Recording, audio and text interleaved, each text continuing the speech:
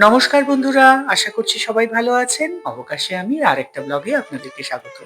এর আগের ভিডিওতে আপনারা দেখেছেন আমার ভাইয়ের বিয়ের তত্ত্ব সাজানো, আইবুড়ো ভাত, গায়ে হলুদ হওয়ার যাবতীয় নিয়ম নীতি এবং খুঁটিনাটি যাবতীয় বৃত্তান্ত। আজকে বিয়ের দিন সকালবেলা গায়ে হলুদের তত্ত্ব পাঠিয়ে দেওয়া হয়েছে। এখন সন্ধে বাজে 6:30। আমরা মাসির বাড়ি এসে হাজির হয়েছি। এদিকে মাসি তার ছেলেকে বরণ করে আশীর্বাদ করে তার পুত্রবধূকে নিয়ে আসার জন্য অনুমতি দিচ্ছে। এরপরেই আমরা আমাদের ভাইকে নিয়ে বেরিয়ে যাব বিয়ের অনুষ্ঠানে। বিয়ে হচ্ছে সুদূর ঝাড়গ্রামে। যদিও মেদিনীপুর শহর থেকে ঝাড়গ্রাম যাওয়াটা খুব একটা সময় সাপেক্ষ নয়, তবু ঘন্টা দেড় দুয়েক প্রায় লেগেই যাবে। সেই জন্য আমরা একটু সন্ধে সন্ধে বেরোবো, যাতে তাড়াতাড়ি বরযাত্রী নিয়ে ফিরে আসতে পারি। চলুন তাহলে। The show is began. Showstopper is coming.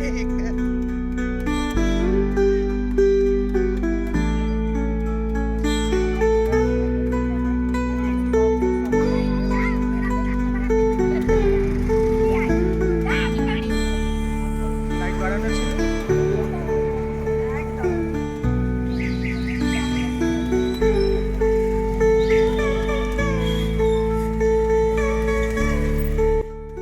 বরযাত্রী প্রায় সবাই হাজির হয়ে গেছে।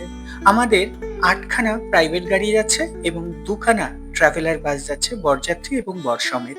এই যে এখানে হচ্ছে দুটো ট্রাভেলার গাড়ি দাঁড়িয়ে আছে, আর সামনের দিকে আরো 8খানা প্রাইভেট কার আছে। আমার ভাইয়ের সঙ্গে আমার বোন, আমার ভাগনা এবং ভাইয়ের আর যেসব পারিবারিক কয়েকজন লোক আছে তারা সেই গাড়িতে আছে, মানে যতটা গাড়িতে ধরে। আর আমরা আমাদের গাড়ি করে যাচ্ছি। এই যে সৈকত, আমি, আমার মা আছে, আমার মেসো মানে মেজো মেসো, আর আমার ভগ্নিপতি ড্রাইভ করছে, আর আমার মাস্তুতো বোন। এই 6জন আমরা আমাদের গাড়ি আছি। রাস্তায় যেতে যেতে ধেড়ুয়ার কাছে পৌঁছে গেলাম। ধেড়ুয়ার এই জনপ্রিয় মিষ্টান্ন ভান্ডারের কাছে একটু দাঁড়ালাম, কারণ একটু চা খাওয়ার ইচ্ছা আছে। আর বেশি দূর নেই, খানিক দূর গেলেই আমরা পৌঁছে যাব একদম বিয়ে বাড়িতে। এই যাচ্ছে। আমরা তো ওভারটেক করি। দুটো ট্রাভেলার তো।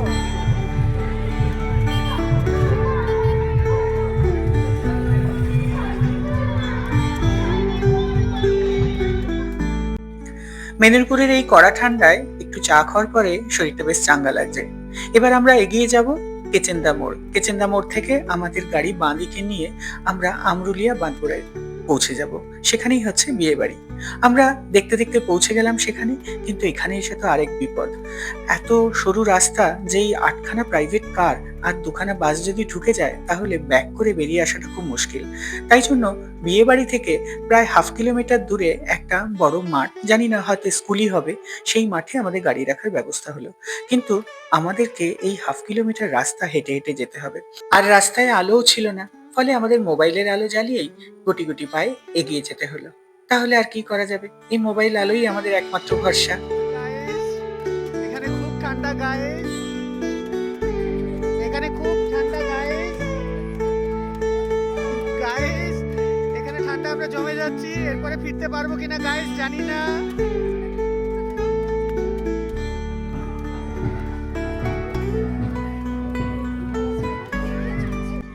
নিজেদের মধ্যে মজা করতে করতে আমরা বিয়ে বাড়ির কিন্তু অনেকটা রাস্তায় চলে এসেছি। আর এই রাস্তার সাইডে মাটির বাড়িগুলো দেখে এবং মাটির দোতলা, এটা দেখে না আমার খুব ভালো লেগেছে। আগে যখন গ্রামের দিকে ঘুরতে যেতাম তখন দেখতাম মাটির বাড়ি, এখন পরের দিকে মনে হতো যে না, মাটির বাড়ি মনে হয় এখন আর কেউ থাকে না। কিন্তু এখানে এসে দেখলাম না, গ্রাম বাংলার সেই ঐতিহ্য সংস্কৃতি এখনো কিন্তু আছে। মাটির বাড়ি এখনো আছে এবং এখানকার মানুষরা এই মাটির বাড়িতেই থাকে। ভাইয়ের গাড়ি পৌঁছে গেছে, কিন্তু এখনো যেহেতু বাড়ির লোক বরণ করতে আসেনি, তাই জন্য বর গাড়ি থেকে নামেনি। আমিও তার সঙ্গে চারিদিকে যতটা পাচ্ছি একটু ছবি তুলে নিচ্ছি। গ্রাম বাংলার এই রূপটা কিন্তু সত্যি আমাকে বরাবরই খুব টানে।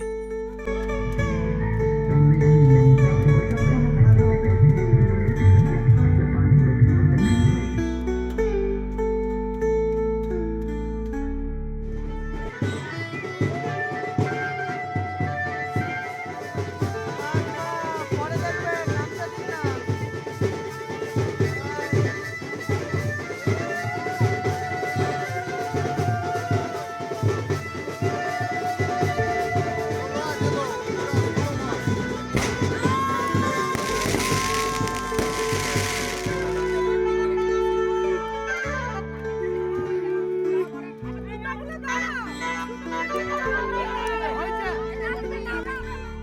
মেয়ের বাড়ি থেকে বরকে বরণ করে নেওয়ার পরে বর গাড়ি থেকে নামলেন বিয়ের আসরে যাওয়ার জন্য, কিন্তু খালি পায়ে নামলেন। অগত্যা গতি নেই, কারণ শালীরা তো সব মোটামুটি মুখিয়ে আছে জামাইবাবুর জুতোটা চুরি করে রাখবে, যাতে জামাইবাবুর পকেটটা পুরো খালি করা যায়। কিন্তু আমার ভাই এবং তার বন্ধুরাও তো এক কাঠি বাড়ানো। আমার ভাইয়ের জুতোটা এমন অল্টারনেট করে নিয়েছে যে তারা বুঝতেই পারছে না কোনটা জামাইবাবুর জুতো। এইসব সাত পাঁচ দেখতে দেখতেই আমি চলে এলাম একেবারে বাড়ির ভেতরে। সবার প্রথমে গণেশজিকে প্রণাম জানিয়ে আমি চলে গেলাম আমাদের বাড়ির বউ কোথায় বসে আছে সেটা দেখবো বলে। সে তার ঘরে বেচারি একলাই বসে আছে। আমিও তার সঙ্গে দেখা করে বাইরের দিকে চলে এলাম।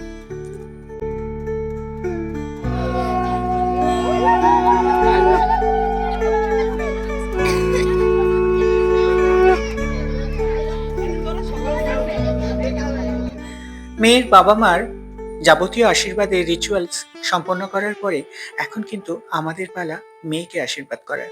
প্রথমে আমার মেসো আশীর্বাদ করছে, তারপরে হচ্ছে আমার মাসি।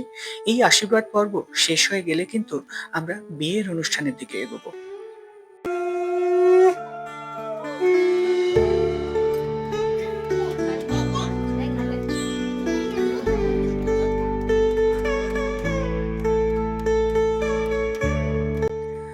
বিয়ের লগ্ন যেহেতু অনেকটাই রাতে, সেই কারণে আশীর্বাদ পর্ব সেরে বরযাত্রীরা খাওয়ার জায়গাতেই চলে এসেছে। কারণ অনেককে আবার ফিরে যেতে হবে, বেশ অনেকটা রাস্তা, আবার শীতের রাত। তো সেই কারণে তাড়াতাড়ি খাওয়া দাওয়াটা সেরে নিয়ে যারা থাকার থাকবে, আর যারা ফিরে যাওয়ার তারা চলে যাবে। সবাই যখন দেখলাম বসেই পড়েছে, অগত্যা আমিই বা বাদ যাই কেন? আমিও বসে পড়লাম। কারণ এই খাওয়া দাওয়ার পরে বিয়েটা যখন শুরু হবে সেটা কিন্তু বেশ অনেকটা রাত পর্যন্তই হবে, আর সেখানে আমাকে থাকতে হবে।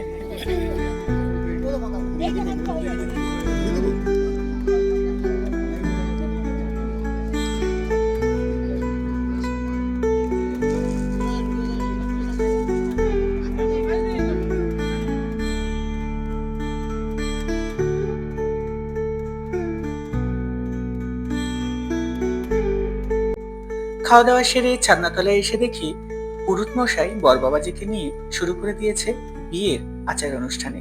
যদিও এখানে বরকর্তা আগে থেকেই খাওয়া দাওয়া সেরে এসে বসেছিল, ফলে সেই জন্য খুব একটা চাপ হয়নি। এখন মামা মামি আশীর্বাদ পর্ব সেরে নিচ্ছে, এরপরেই কিন্তু বিয়েটা আমাদের শুরু হবে। মামি হাত ছাড়িয়ে দিচ্ছে যে, তবে মামি দেখো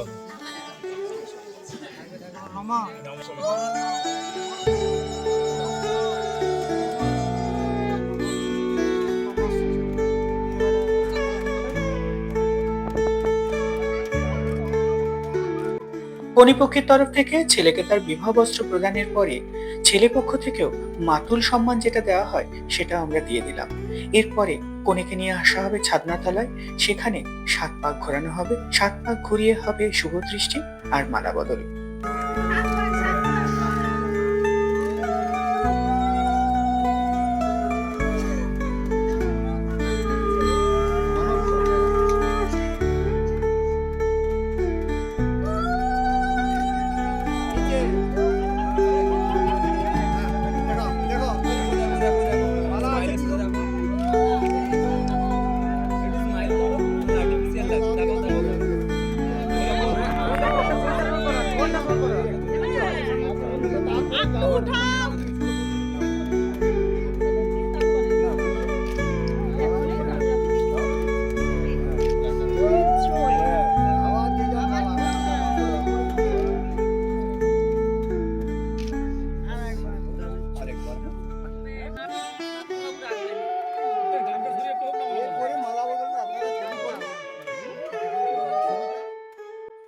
সাত পাকে বাঁধা শুভ দৃষ্টি মালা বদল সম্পন্ন হওয়ার পরে এখন বরকনেকে ছাদনাতলায় বসানো হয়েছে।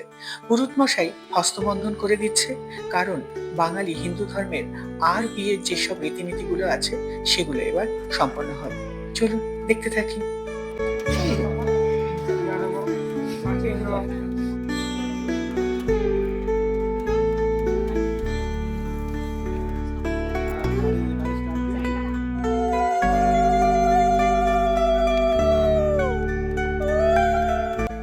হস্তবন্ধন এবং কন্যা সম্প্রদানের পরে এখন লজ্জাবস্ত্র দিয়ে দেওয়া হচ্ছে কনের গায়ের উপর, কারণ এখন হবে সিঁদুরদান পর্ব।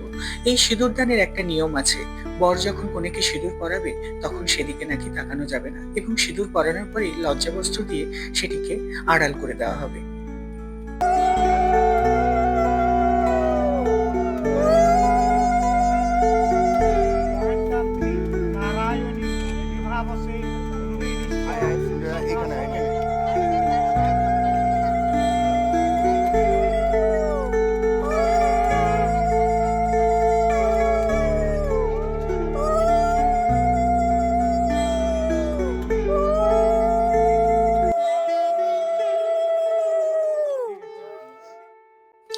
হিন্দু বাঙালি বিয়ের সিঁদুরদান হচ্ছে একটা সব থেকে বড় আচার। এই আচারটা সম্পন্ন হওয়ার পরে এখন হবে খই পোড়ানো। খই পোড়ানোর একটা নিয়ম আছে, দাদা ভাই বা দাদা স্থানীয় যদি কেউ থেকে থাকে তাহলে সে কনের হাতে খই দেবে এবং সেই খই বর এবং কনে দুজনে একসঙ্গে অগ্নিতে নিক্ষেপ করবে। এখানে কনের মামাতো ভাই সে খই প্রদান করছে এবং সেই খই কিন্তু অগ্নিতে উৎসর্গ করা হচ্ছে।